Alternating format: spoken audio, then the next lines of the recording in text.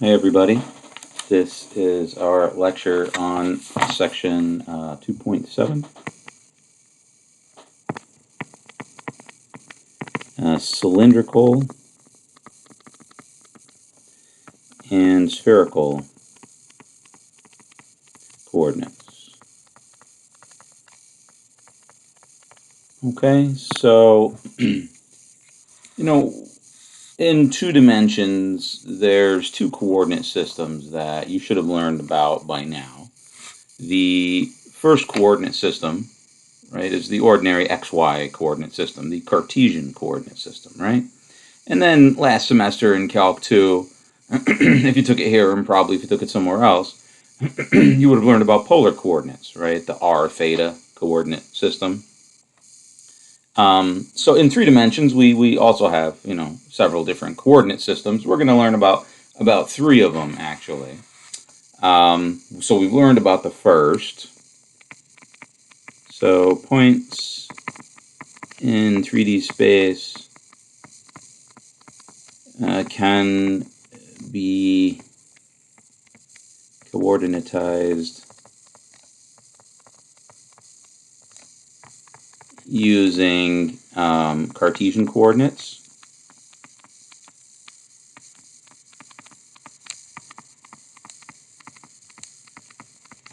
Right, that is the x, y, z coordinate system.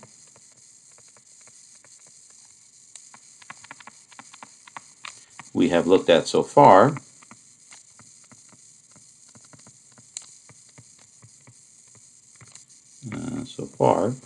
However, there are two more systems that we're going to look at.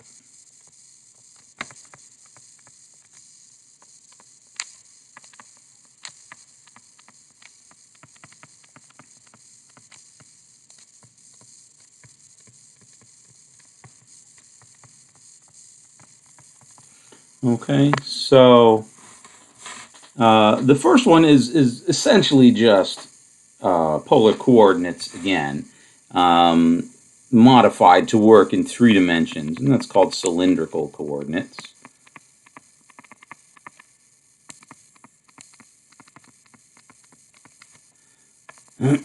So with cylindrical coordinates, right, recall the polar coordinate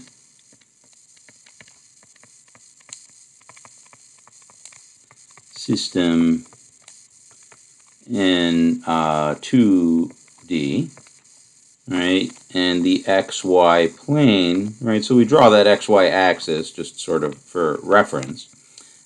You could have a point over here if this distance from the origin is r, and this counterclockwise angle of rotation from the positive x-axis is theta, and this point is referred to as r theta. So in 3D, we can represent the point x, y, z with r theta z, where, right, r is equal to x squared plus y squared. Tangent theta is equal to y over x. What are the other ones? X is equal to r cosine theta. Y is equal to r sine theta. Right, so we're just using that same idea and adding in a z-coordinate. So down in the xy plane, right, so here's x-axis, y-axis, z-axis, and then you've got this point here in the xy plane. Right, this length here is r. This length here, or that angle of rotation there, is theta, counterclockwise angle of rotation in the xy plane from the positive x-axis. And then this point here is r theta and z equal to 0. But then you could go up however many units or down whatever many units that you wanted to, right?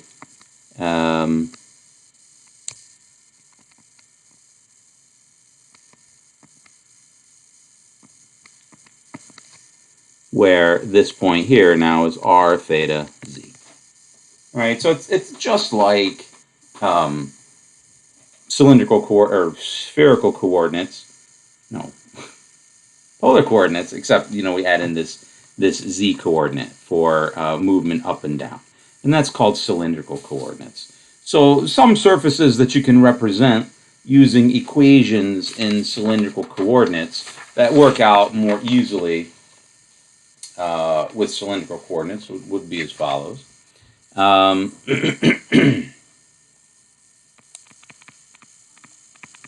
The equation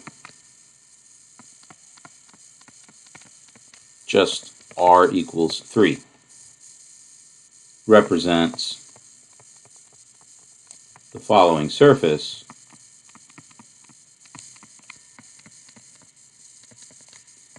in 3D. So in polar coordinates, r equals 3 is just the circle of radius 3 centered at the origin. And that's again what you get here. This is the x-axis, this is the y-axis.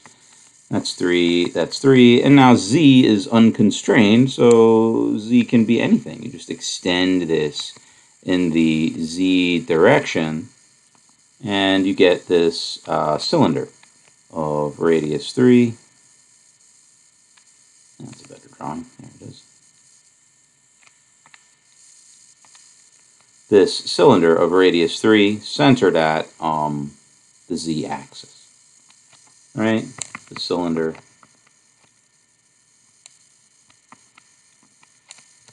I should move that down a little bit. Let me see. There we go.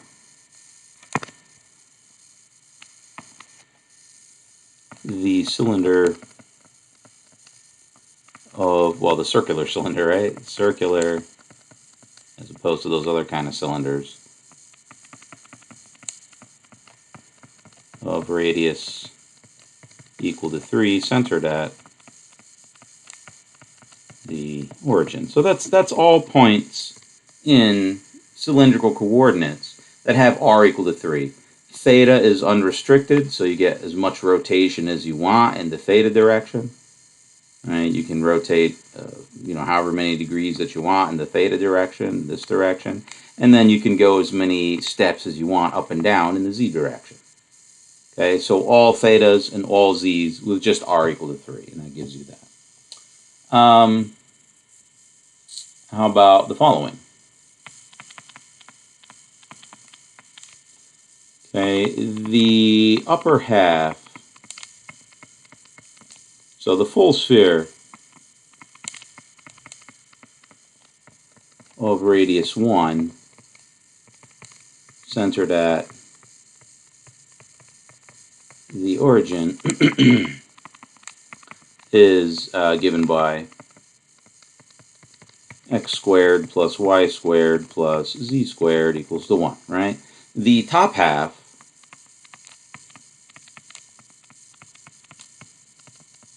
right, with z bigger than or equal to 0 is given by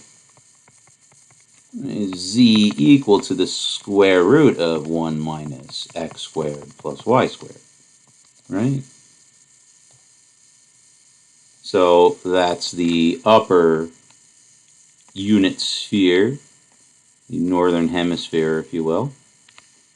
Right, so sphere, oh, it's not too good, let me see. There we go. So there's the top half of that, and you can draw in some of these, make it look better. Right, sphere of radius 1, upper half of that sphere.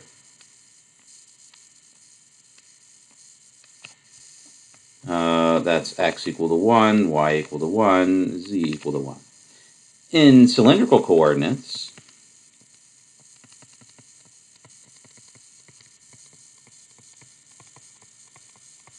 this equation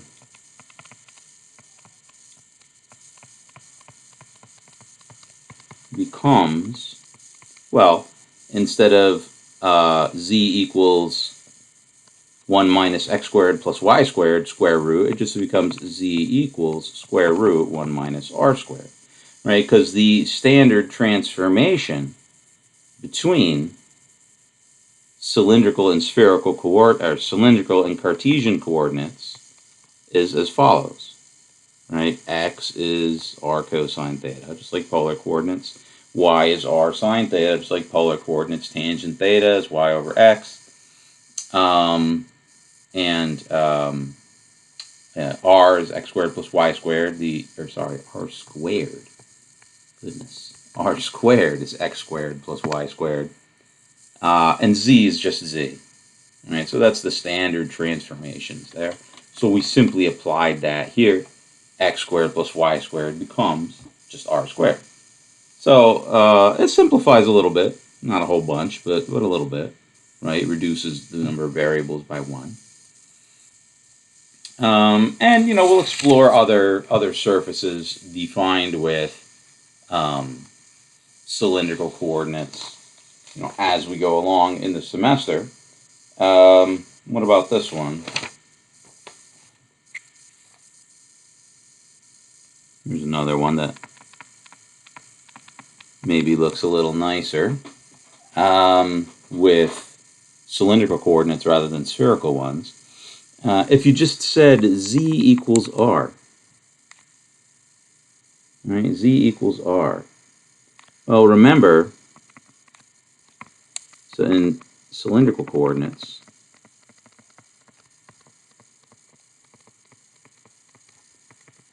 is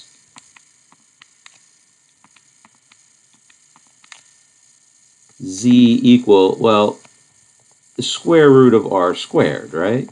Which is equal to square root of x squared plus y squared. And that was the cone, that circular cone centered at the origin here. Based at the origin, whose sides had slope 45 degrees.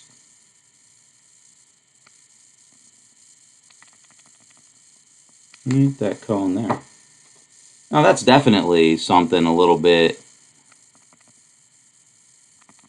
a little bit nicer look in that equation, z equal r, rather than this. All right, so some surfaces, they can be described better with different coordinate systems. Okay. What about the second coordinate system? This one, you actually know it already, but let's pause for a minute. Spherical coordinates, and actually you know it already, familiar with it, and you'll see why in a moment. So first let's draw the picture. I'm going to make this one kind of big. So you have your x, y, and z coordinate axes. And you've got this point up in space that you want to coordinatize. Okay, first thing you want to do is look at this distance here. The distance of that point to the origin, and we'll call that rho. That's the Greek letter rho. Then we'll project that point straight down into the xy plane, right about there. And then we'll look at this triangle here. Right, so origin up to this point, down to the xy plane, and then this distance to that point in the xy plane. All right, so our first coordinate is rho, and then we'll get an angle of rotation in the counterclockwise direction from the x-axis, theta. And then we'll get an angle of declination from the z-axis. We'll call that phi. So this point is rho theta phi. And this is a right angle here, of course.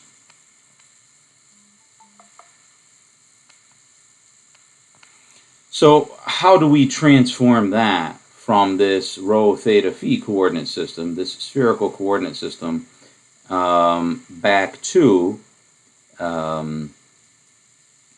Cartesian coordinates, x, y, and z? Okay, well, we need to explain a little bit more with this. Okay, now normally, so I mean, with polar coordinates, sometimes we had negative radii. Here, we want to keep things simple. And usually we let rho be larger than 0. Rho bigger than or equal to 0.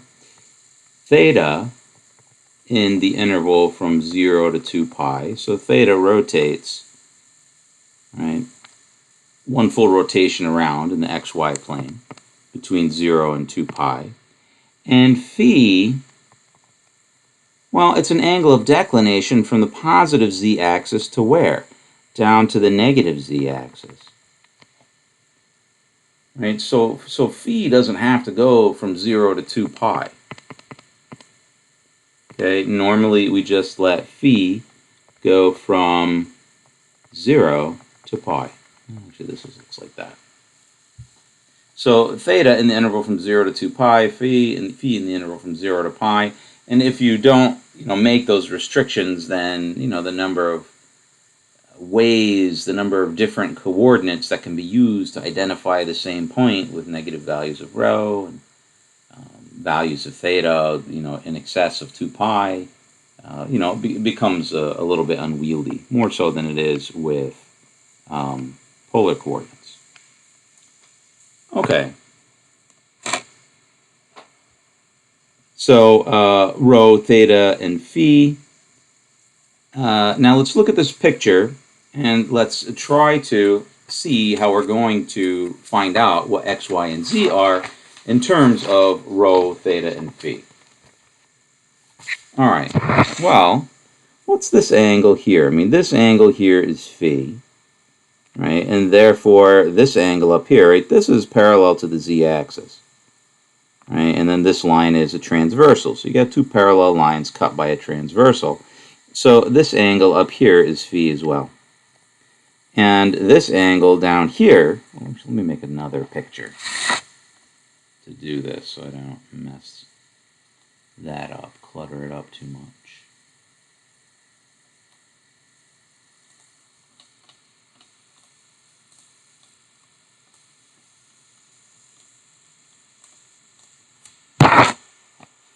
Okay. So this angle right here is also phi, because you have two parallel lines cut by a transversal. And therefore, this angle right here is what? Well, this is 90 plus phi, and they have to add up to 180. 180 minus 90 is 90 minus phi. So this here is 90, or pi minus phi. Pi over 2 minus phi. Keeping things in radians for now. All right, well, what about this length? Can we tell anything about that length? Well, if this angle here is theta, okay, notice that in the xy plane, I can get the perpendicular line from here to there. Perpendicular line from the x-axis to this special point over here. Let's do this in, an orange. Parallel to the y-axis. There it is. Okay, so this is parallel to the y-axis, this orange line. Right, so I have this orange right triangle here. Right, with angle theta here. Right, with angle theta right there. And then, what would this length here be? All right, well, here the hypotenuse is rho. And the angle right here, or the angle right here, is phi. So what's this going to be? So this is the opposite. Right, the opposite side to phi. So this is phi sine theta. Or rho sine phi. Rho sine phi. And therefore, this length right here is rho cosine phi. Rho cosine phi. Oh, but that's the z-coordinate right there, yes? That's the z-coordinate right there. The x-coordinate is, well, here, the y-coordinate is right here. Right, so this triangle has hypotenuse rho sine phi, And then this is the opposite from the theta. So this is rho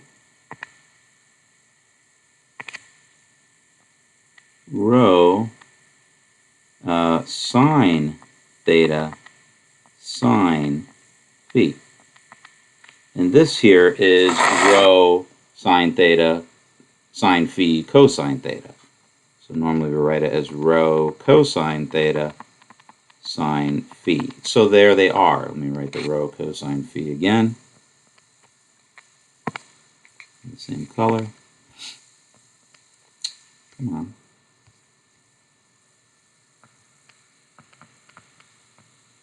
Oh my goodness, what is going on?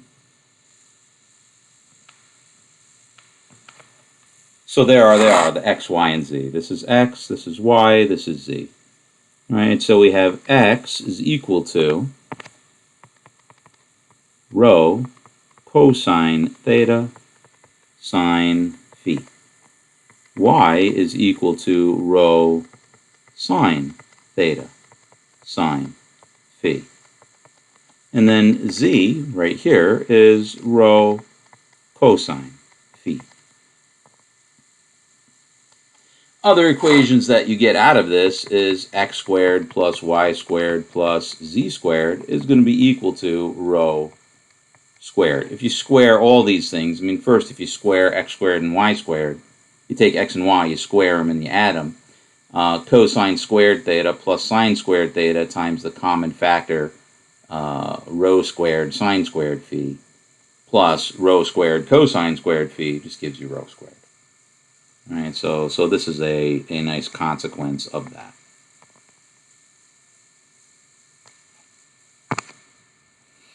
All right, so x is rho cosine theta sine phi, y is rho sine theta sine phi, z is rho cosine theta, and x squared plus y squared plus z squared equals rho squared. So let's look at some surfaces defined with spherical equations.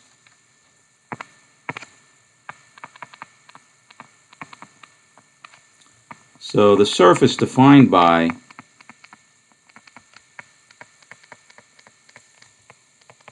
just phi equals pi over 4. So every point whose angle of declination from the z-axis is pi over 4 is going to be on this surface. Theta can be anything, and rho can be anything. Rho is unrestricted, theta is unrestricted, just the angle of declination is pi over 4. What surface do we get there?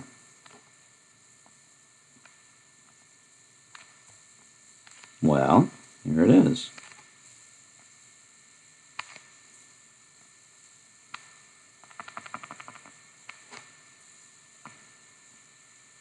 Right, it's just that cone again.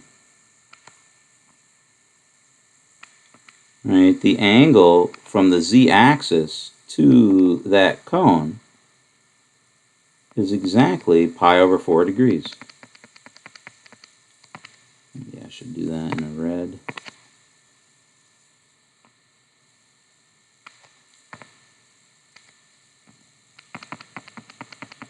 Right, so all the points on that cone are just given by this equation right here, phi equals pi over 4. Come on.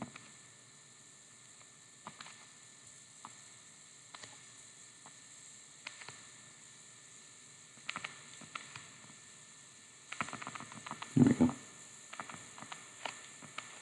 All right.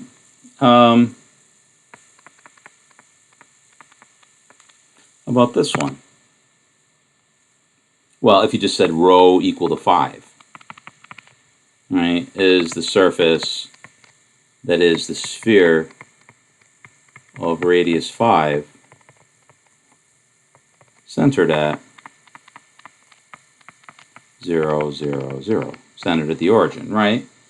We're just looking at all points whose distance from the center is 5, and then whatever value of theta, whatever value of phi.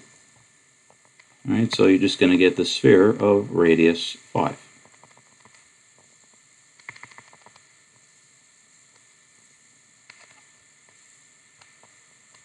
So 5, 5, 5, right? And you're just looking at all those points right there. Rho equal to 5, like that. So all the points on the sphere of radius 5 are just given by the equation rho equals 5. Rho is 5, theta is anything, phi is anything. Between 0 and 2 pi and 0 and pi. Here's one a little trickier perhaps. What surface is given by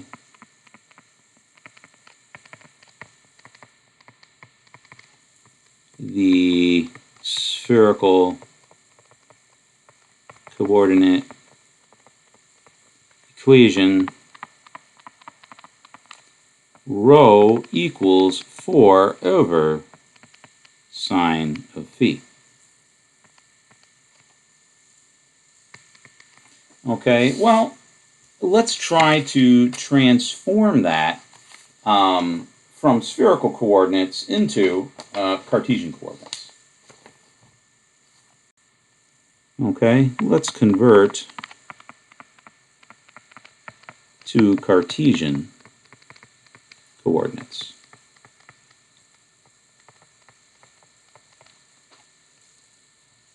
Okay, well, multiply both sides by sine phi. So rho sine phi is equal to 4. Let's square both sides. Rho squared sine squared phi is equal to 16. Okay. Now let's write it like this. Rho squared sine squared phi times 1 is equal to 16. But 1, I'm going to make it cosine squared theta plus sine squared theta. Right? Why am I doing this? I mean, what am I aiming at here?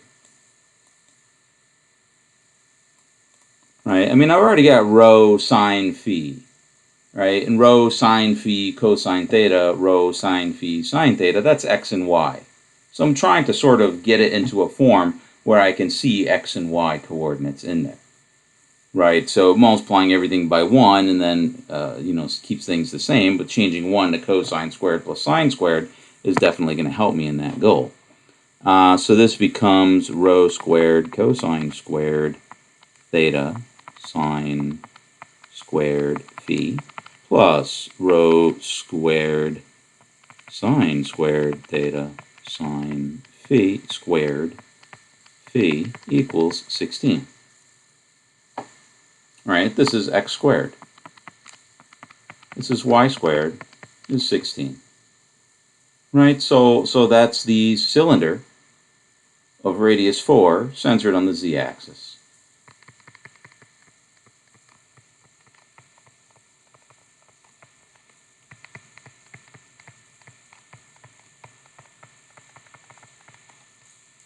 Right, x squared plus y squared equals 16. With just x and y coordinates, it's the circle of radius 4. Right, but then since the z coordinate is missing, z is essentially unrestricted, so we just extend this parallel to the z-axis in the z direction. Right, and you get that cylinder. Okay. All right. So as I was mentioning, spherical coordinates are something you actually, well, probably are already familiar with. Spherical coordinates are a way of doing latitude and longitude, right? On the Earth, we measure, assuming the Earth is round. I know this is usually a non-controversial statement, but I don't know, these days it seems that it's somewhat controversial.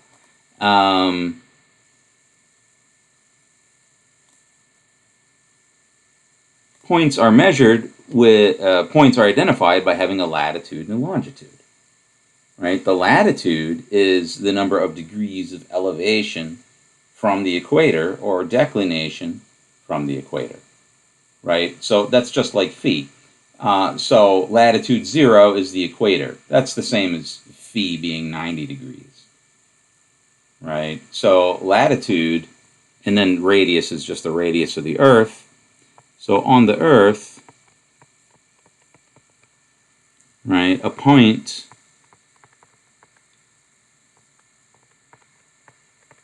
with alpha degrees north latitude and beta degrees, what shall we say, how about west longitude, right, can be said to have spherical coordinates.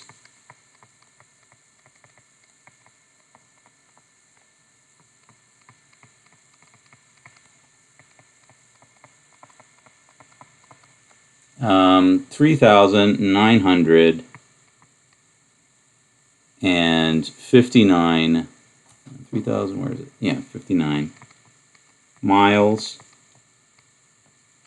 Now, the radius of the Earth is not, it's not the same throughout. I mean, the Earth, it kind of bulges out at the middle, at the equator. So the radius at the equator is more than the radius at the poles. You know, and there's also sort of the contours of the Earth as well. So, I mean, that's kind of just a, you know, an estimation.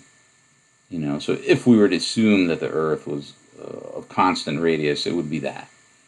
And then the beta can be thought of as the angle of rotation, theta.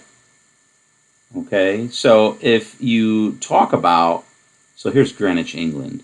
Greenwich, England is where you have 0 degrees longitude. 0 degrees longitude. So that's on the positive x-axis, we would say. Right, so if we think of this as 0 degrees longitude, we could think of this one, you know, if we're going to, this is Dayton over here.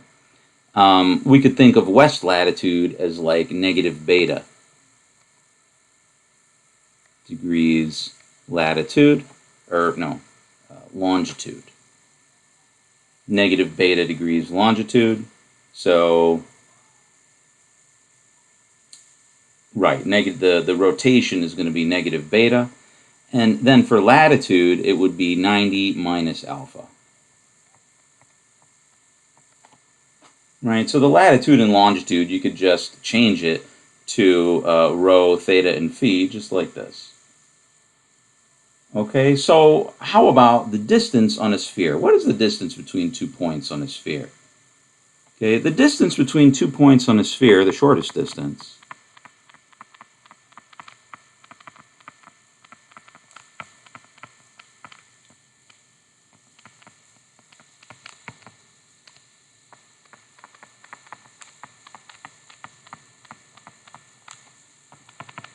lies along a great circle. Lies along a great circle. A great circle is the unique circle that cuts the Earth in half that goes through those 2 points. It's like the idea of a line, right? On the flat Euclidean plane, the shortest distance between 2 points is a straight line. And given 2 points, there's a unique straight line that goes between them. On a sphere, given 2 points on the sphere, the shortest path between them lies along the unique circle that cuts the sphere in half and goes through those 2 points. And that's called a great circle. So I'm not quite sure how I would draw this one, but let me see.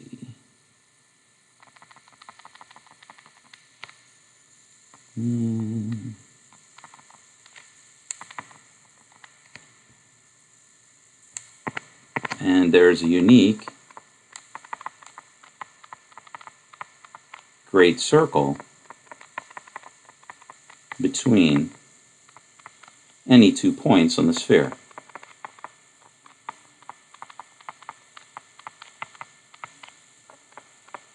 So, for example, the equator, right, the center, the equator, that center line, that's a great circle. It cuts the sphere in half.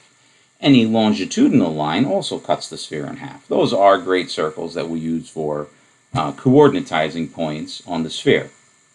Okay, but any 2 points, they're going to have a unique great circle that goes between them. It's just like the idea of geometry in the Euclidean plane. Someone was asking me yesterday about different, aspects of geometry.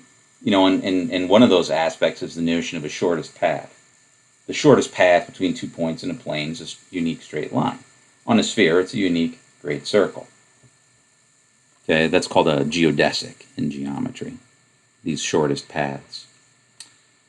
Okay, so if this is Greenwich, England here, I picked Greenwich because it's 0 degrees longitude. And this is Dayton right here. Right, there's going to be a unique great circle going between them, and that's this line right here.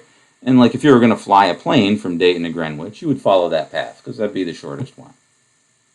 All right, you're definitely not going like this because, I mean, what is that exactly? I mean, the Earth doesn't look like this. The Earth, this is a projection of the Earth onto a flat picture, right? So it distorts things a little bit, depending on the way that you project it.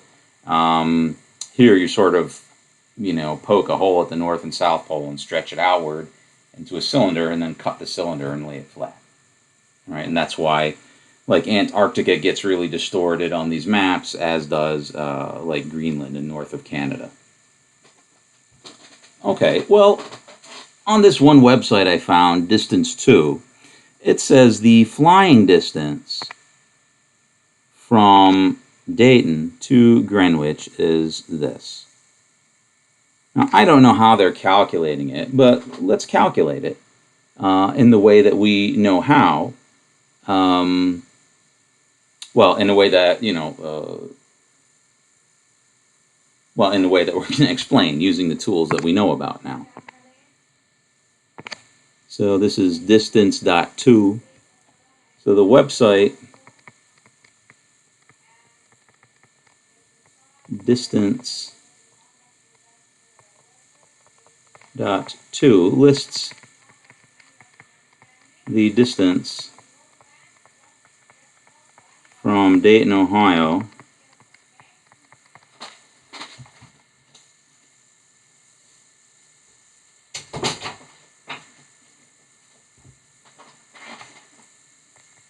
to Greenwich, England as 3,919.31 miles.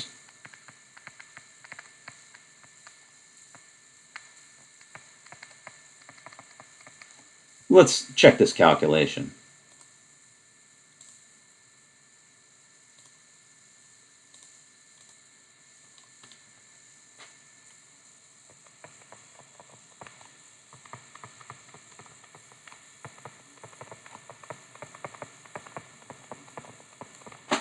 Okay, let's confirm this calculation. All right, so Dayton,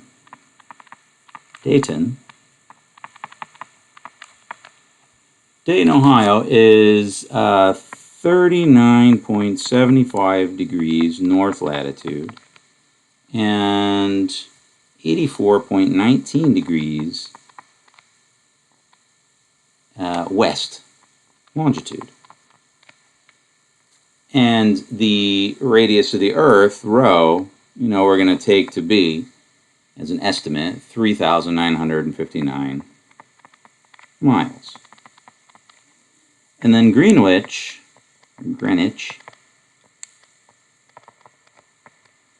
has 51.949 degrees north longitude and 0 degrees latitude. Or latitude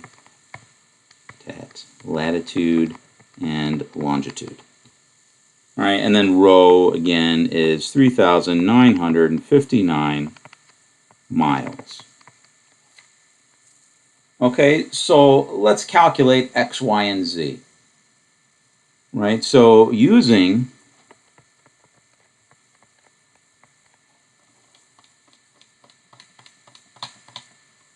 oops, let me get rid of that.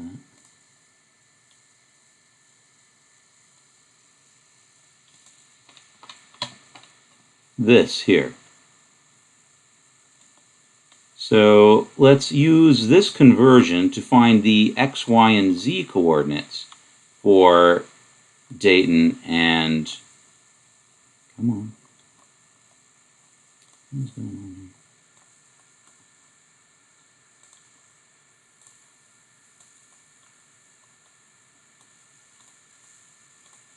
For Dayton and Greenwich.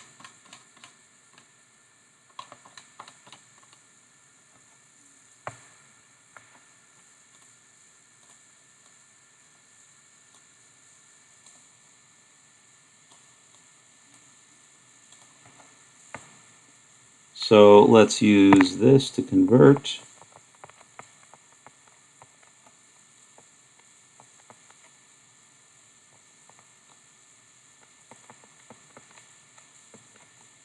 To find x, y, z coordinates for Dayton and Greenwich. So I did that already ahead of time. And these are approximate. We're using approximations. Now what I'm going to do is actually I'm going to, instead of using 84.19 west longitude, I'm going to think of it as east longitude just to keep it positive. So we're sort of reflecting the Earth around the prime meridian. But I mean, that's not going to change any great circle distances. So x is going to be 308.12. Y is going to be 30.21. Oh, I'm sorry. So this is going to have rho equal to that. Theta, we're just going to take it to be 84.19 degrees. Okay, instead of negative 84.19, we'll just take it to be 84.19. And then phi, right, is going to be 90 minus 39.75 is going to be equal to 50.25 degrees. And then here for Greenwich, again, rho is 39.59 miles. Theta is 0, that's at the prime meridian. And phi is going to be 90 minus 51.49, which is equal to 38.51 degrees, angle of declination. So rather than angle of elevation from the equator, it's angle of declination from the North Pole. Okay, so that gives us x, y, and z for Dayton as 308.12, y as 3028.21, and z being 2531.54. So that's Dayton. And then Greenwich is x equal to 2465.08, y equal to 0, and z equal to 3097.92. Right, so now along the Great Circle,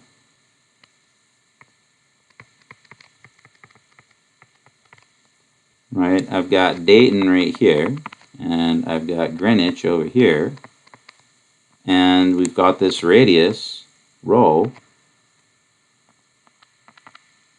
3959, and then we've got this angle alpha between them over here.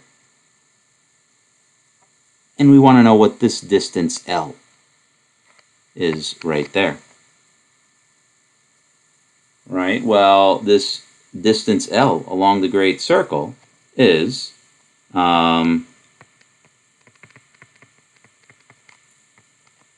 equal to the radius 3959 times alpha in radians.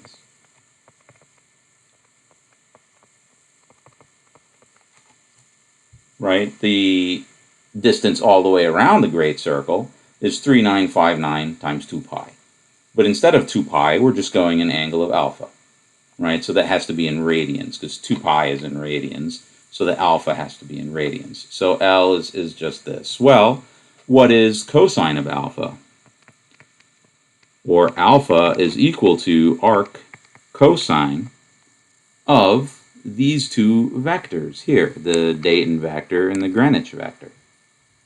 Right? It's the Dayton vector dot the Greenwich vector over the length of the Dayton vector times the length of the Greenwich vector.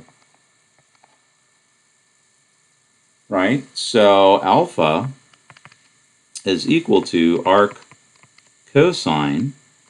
So I did the dot product. It was, well, the dot product divided by 3959 squared, 0.548821.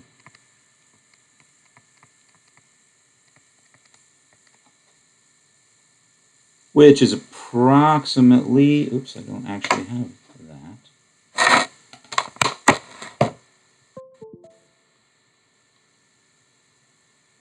Well, that's all right. I can just tell you what the actual calculation. Well, let's plug it in so you can see me doing it. So Wolfram alpha.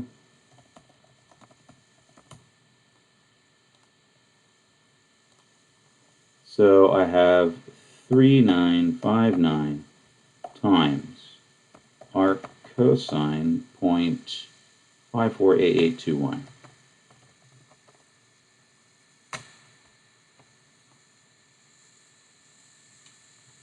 $3,918.79 miles. So distance L is approximately 3959 times arc cosine 0.548821, which is approximately, what was the number there? 3918.79 miles. So that's what we got. And what was that website saying?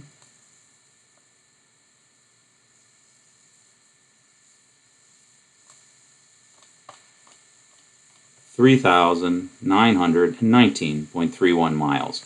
So we're off by like half a mile, right? Off by half a mile. So they may be using a different latitude and longitude. I'm not sure how they're calculating it here. There are better ways to calculate it than this, more accurate ways with satellites and things like that. But you know, anyway. So I mean, that's a pretty nifty thing. A nice application of those spherical coordinates, and you know, we use that to just confirm this distance on you know, from that website. Right, so let me show you how we did that again. We have this point, x, y, and z. So, I mean, given all the latitude and longitude stuff, okay, we had 2 points in spherical coordinates, rho, theta, phi. Rho, theta, phi. And then we transform them into x, y, and z. X is rho cosine theta sine phi. Y is rho sine theta sine phi. Z is rho cosine phi. And from that we get x, y, and z. X, y, z. So we have those x, y, and z coordinates for Dayton and for Greenwich. So that gives me an x, y, z vector for Dayton, where this is the origin, 0, 0, 0, and an x, y, z vector for Greenwich. So then the angle between them along this great circle, right, the cosine of that angle is d dot g over length d, length g. Right, and since we have the x, y, z coordinates, we can do that calculation. And then just multiply it by the radius. The radius times that angle in radians, and that gives you the length of this arc right here. Okay, so that's just by way of illustration. We're not really going to do any exercises based on that, but I thought that's pretty cool, and you guys might like to see that. Okay, so that's the end of the lecture for this section.